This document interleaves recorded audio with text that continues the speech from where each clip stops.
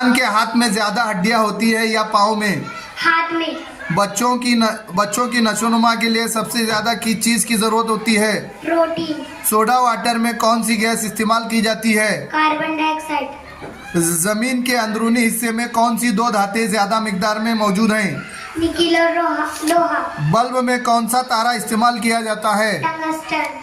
अगर किसी जिस्म को खिला में ले जाया जाए तो उसका वजन क्या हो जाएगा? सिफर। बादल ज्यादा से ज्यादा कितनी ऊंचाई तक हो सकते हैं? 7 मील। किस सैयारे को जमीन की बहन कहा जाता है? जोहरा।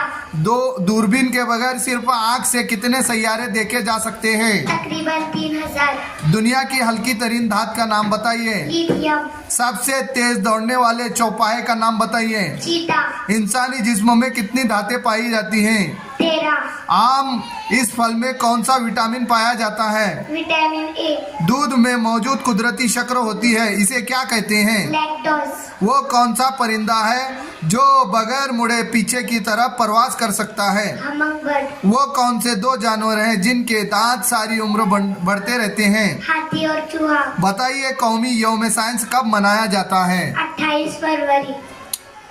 हाँ, गुड।